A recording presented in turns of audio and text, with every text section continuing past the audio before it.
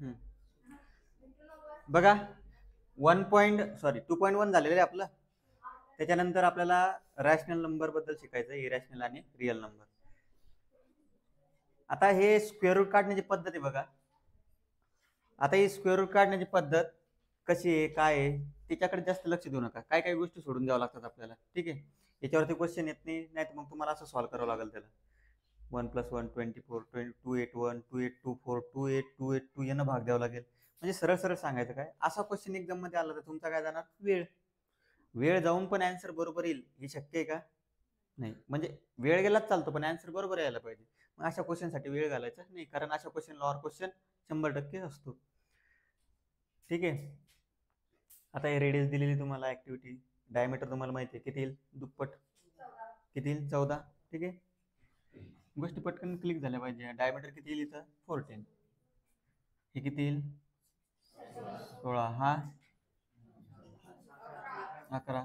आणि ratio of आता circumference काय असतं, 2πr. काय असतं, 2πr. 2 × 22/7. ठीक आहे. पहिल्याच्यात आर किती आहे, 14. 7 दुनी 14. 22 × 2 44. 44 × 2 88. पहिल्याचा आन्सर 88. 2πr. आर किती दुसऱ्या याच्यात, 16. याचा आन्सर किती येईल मग, सॉरी 1 मिनिट गलती झाली रे आपली, डी घेतला आपण. सांगत जा पटकन सर चुकलं म्हणून. 7 7 7 कॅन्सल. हे आलं 44. इथं किती आहे, 8. हे पॉईंट मध्ये येईल काहीतरी, करून घ्यायचं. 22 × 2 44. 44 × 8 करा, किती होतात, तोपर्यंत तिसरा सोडवतो मी. 2 × 22/7 × 5.5. ठीक आहे. बघा हे तुम्हाला ऍक्टिव्हिटी आहे, काही तुम्हाला एक्झामला येणार नाही, तुम्हाला कळायला पाहिजे. मग आता 1 मिनिट एक सांगतो, हे 2 पॉईंटचे, याच्यात वेळ नका घालू.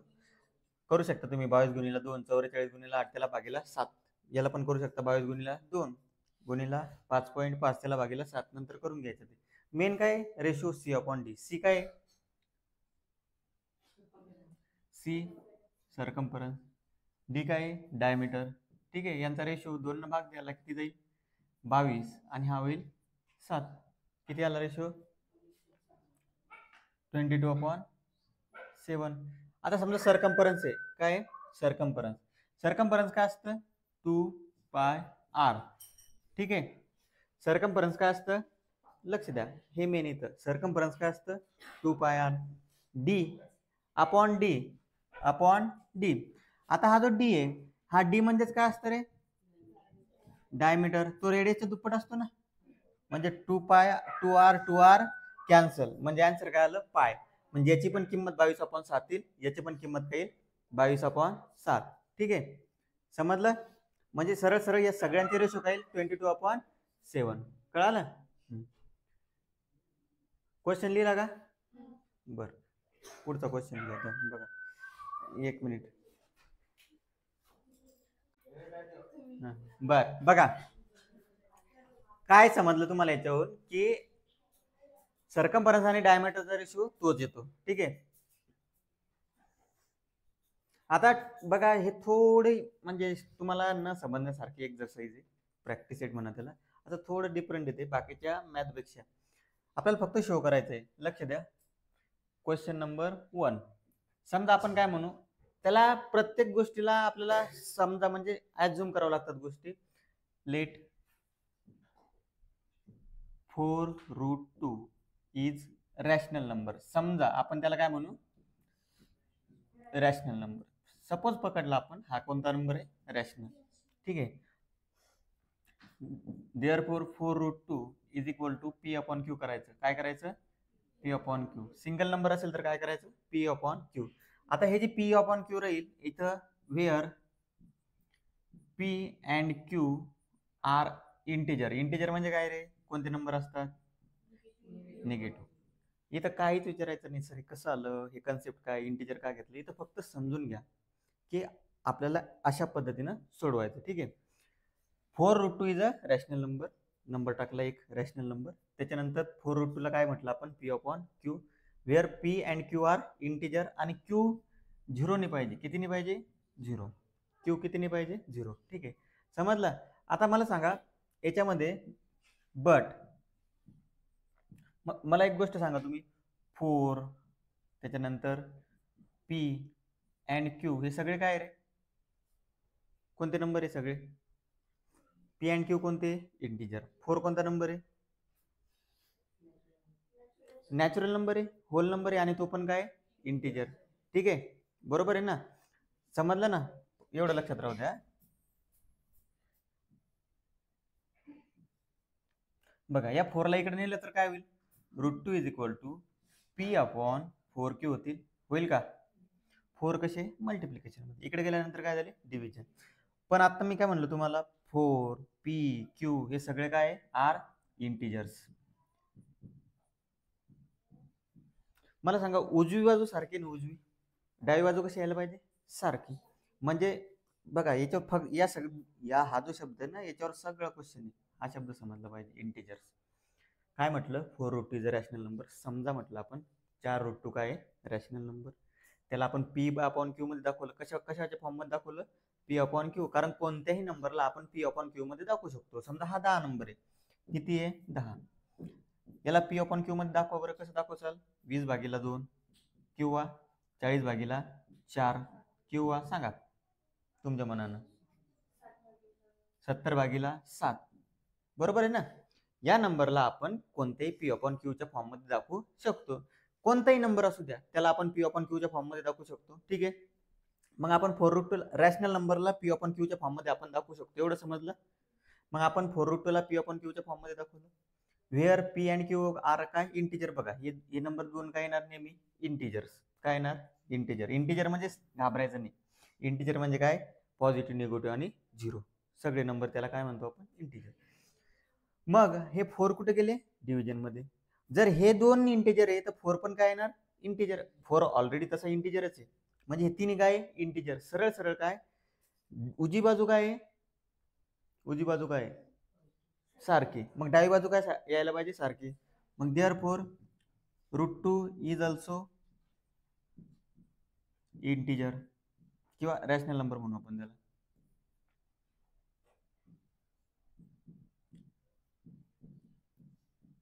का रॅशनल नंबर म्हटलं? कारण इंटिजर कशात येतात रे? रॅशनल नंबर मध्ये. बघा बस क्वेश्चन संपला आपलं, ताण नका घेऊ. थोडा लॉजिकल क्वेश्चन आहे. 4PQ याला इंटिजर म्हटलं आपण. इंटिजर म्हटलं. काय म्हटलं? इंटिजर. मग √2 इंटिजर म्हणजेच काय? इथे जर असं टाकलं मी रॅशनल, काही प्रॉब्लेम आहे का? नाही. का? कारण ते रॅशनल नंबरचेच पार्ट आहे ना, रॅशनल नंबरचेच पार्ट आहे ते. मग √2 इज ऑल्सो काय आला? Rational number. पण मला सांगा √2 रॅशनल नंबर आहे का? √2 कोणता नंबर आहे? इरॅशनल. मग इथं फक्त एक शब्द लिहावा लागतो तुम्हाला, बट दिस कॉन्ट्रॅडिक्ट्स. हा शब्द बघा, बट दिस कॉन्ट्रॅडिक्ट्स दॅट. काय कॉन्ट्रॅडिक्ट करतं? कॉन्ट्रॅडिक्ट म्हणजे विरोध दर्शवतं. काय? विरोध. But this contradicts that √2 is irrational number. √2 कोणता नंबर आहे? Irrational number. बघा असंच लिहावं लागेल तुम्हाला एक्झाम मध्ये पण. √2 इज अ रॅशनल नंबर. समजलं आपण? इथं असं दिलेलं नाही, आपण सपोज केलं √2 इज अ रॅशनल नंबर. 4√2 आपण PQ घेतलं. हे दरवेळेस तुम्हाला PQ घ्यावंच लागेल, सिंगल नंबर आला. Where P and Q are integers. काय म्हटलं त्यांना आपण? इंटिजर्स. √2 ला काय केलं? P/4Q. पण P 4Q हे सगळे काय? इंटिजर. म्हणजेच काय? Rational number. मग उजवी बाजू जर रॅशनल आहे तर डावी बाजू पण काय आला पाहिजे? √2 इज ऑल्सो रॅशनल नंबर. कळालं? म्हणजे आपण दाखवलं की √2 हा रॅशनल नंबर आहे. पण ते आपल्या, आता आपण काय म्हटलं, आता समजा एखाद्या गोष्टीला आपण काय, एखाद्या गोष्टीला कॉन्ट्रॅडिक्ट करण्यासाठी आपण एखादं एक्झाम्पल द्यायचं झालं तुम्हाला, समजा आपण मी असं म्हटलं, एखाद्या गोष्टीला प्रूव्ह करून आपण म्हटलं जर बॉल वरती फेकला तर बॉल खालीच येणार नाही, असं म्हणू शकतो का आपण? आपण दाखवलं प्रूव्ह करून, बॉल वरती फेकला बॉल खालीच येणार नाही. बॉल खाली येणारच आहे ना, का? Gravitational force. ठीक आहे. सेम √2 ला आपण रॅशनल नंबर जरी प्रूव्ह केलं इथं की √2 हा रॅशनल नंबर आहे, प्रूव्ह केलं का नाही आपण इथं, पण ओरिजिनल मध्ये कोण येतो? Irrational number. मग √2 जर इरॅशनल नंबर आहे तर कोणत्या इरॅशनल नंबरला मल्टिप्लाय करायचं? आन्सर काय येतं? इरॅशनल नंबर आहे. म्हणजे आन्सर काय येईल मग याचं, देअरफॉर 4√2 इज इरॅशनल नंबर. ठीक आहे. काय बघा तुमच्यापैकी भरपूर जणांना समजलं नसेल, काही प्रॉब्लेम नाही, फक्त समजून घ्या. ठीक आहे. आहे तो क्वेश्चनच तसा आहे तो न समजण्यासारखा. ठीक आहे. फक्त एवढं समजून घ्या की आपल्याला क्वेश्चन आला की असा प्रूव्ह करावा लागेल. कसा, सेम असं लिहिलं तसं. ठीक आहे. बघा बरोबर आहे, क्वेश्चन थोडासा वेगळाच आहे म्हणून तुम्हाला समजून नाही राहिला. सेम क्वेश्चन कसा सोडवायचा सांगतो तुम्हाला. इकडे बघा, आता काय करायचं, काय काय बघा, काय काय मिस करतो मी याच्यातलं पाहून घ्या. हे 4√2 काढून टाकलं, एक मिनिट, इथलं 4√2 काढून टाकलं. प्रोसिजर सेम असते बघा. आता 3 + 5√2 दाखवायचा आपल्याला. कोण दाखवायचा, 3 + 5√2. सपोज म्हणायचं त्याला 3 + 5√2 इज अ रॅशनल नंबर. मग त्याला कोणाच्या फॉर्म मध्ये दाखवायचं, P/Q. बरोबर आहे. Where P, Q are integers. त्यांना काय म्हणतो आपण, इंटिजर्स. मग आता इकडे बघा, इकडे काय उरतील,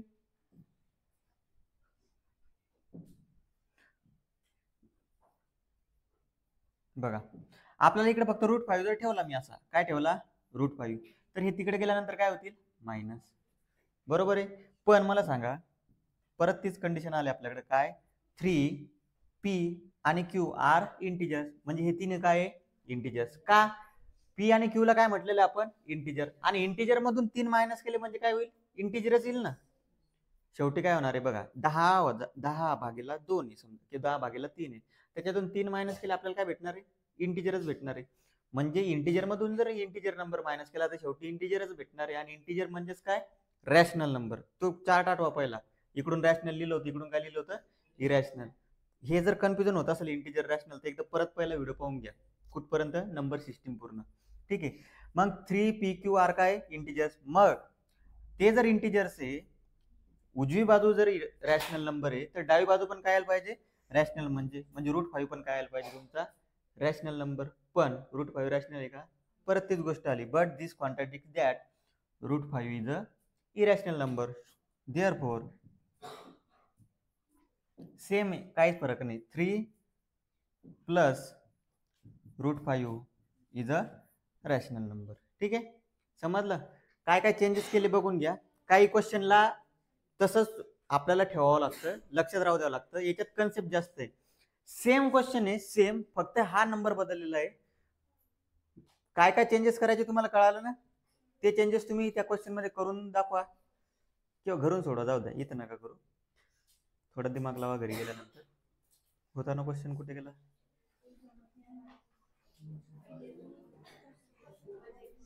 हा मला सांगा, हा क्वेश्चन कसा सोडवसाल तुम्ही.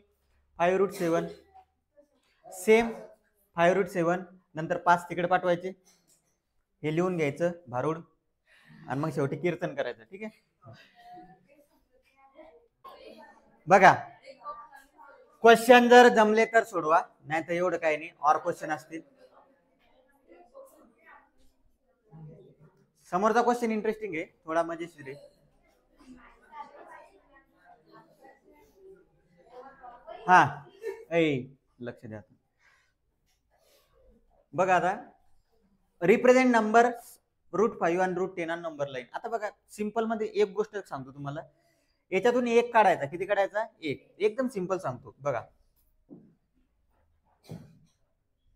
एक लाईन काढली असे समजा, एक. ठीक आहे, ही एक लाईन आणि ही एक दुसरी लाईन दुसऱ्यासाठी. हे कोणासाठी, √10 साठी.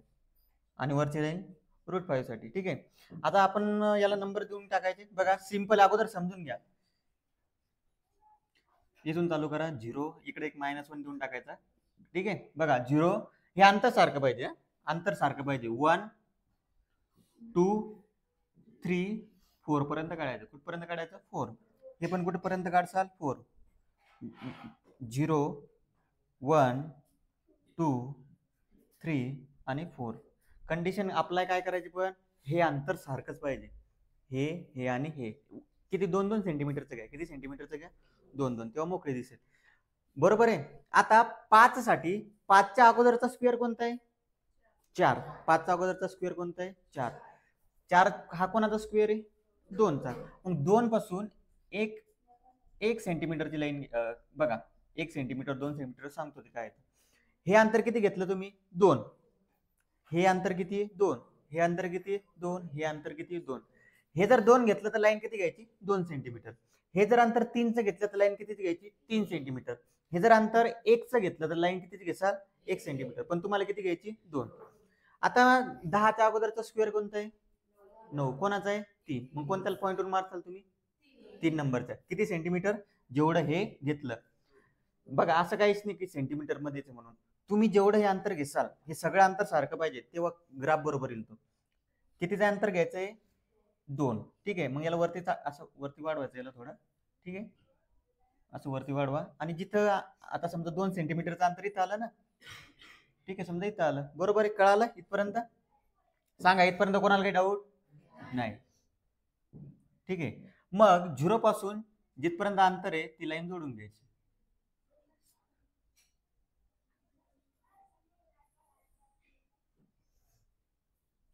सांगा, इथपर्यंत कोणाला नाही समजलं? काय काय केलं? पहिले आपण 0 1 2 3 4 काढून घेतले. √5 कोणाचा स्क्वेअर? √5च्या अगोदर कोण येतं? 4.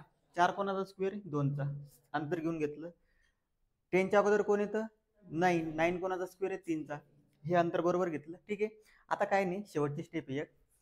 0 पासून चॉकमध्ये अंतर घ्यायचं. कुठून? 0 पासून जे अंतर आलेलं आपलं इथपर्यंत, समजलं ना? इथून हे जे अंतर असेल, आता समजा याला ए पॉईंट देतो मी. याला कोणता पॉईंट दिला? ओ. याला ओ म्हटलं, याला काय म्हटलं? ए. ओ ए अंतर घ्यायचं. किती? ओ ए. आणि या लाईनवर एक चॉक मारायचा फक्त, असं ओ ए अंतर घेऊन. इथून पण ओ ए अंतर घेऊन कसा चॉक मारायचा? या लाईनवर. ठीक आहे. जिथं टच झाला तो तुमचा नंबर √5. त्याला बी नाही. जिथं टच झाला तो तुमचा नंबर कोणता आहे? √10. कोणाला समजलं नाही सांगा? सिंपल आहे. ठीक आहे. आता करता का घरी करता? नक्की दाखवाल उद्या? हा, थांबा थांबा थांबा, तिसरा क्वेश्चन बाकी आहे. अरे इझी आहे, खूप इझी आहे. 2 मिनिटात होतो, लक्ष द्या. हा, लक्ष द्या. आता मला सांगा, 0.3 आहे. किती आहे? 0.3. ठीक आहे. -0.5 -0.5 आणि हे 0.3. आता मी जर वापस आलो इकडे, बघा लक्ष द्या बरोबर. मी जर वापस आलो तर किती लिहू शकतो? अजून वापस आलो तर -0.1 लिहू शकतो. अजून वापस आलो तर कुठपर्यंत? तुम्हाला काय सांगितलेलं आहे? काय सांगितलेलं आहे? Write any 3 number. किती? 3. मी किती लिहून दाखवलं? किती झाले? 1 2 3 4 5 6. कितीही लिहू शकता तुम्ही. ठीक आहे. आपल्याला किती लिहायची? 3. पहिला समजलं? हा. आता दुसरा सांगतो. 3 लिहायचे फक्त, म्हणजे त्या 2 नंबर मधले कोणतेही 3 नंबर लिहायचे.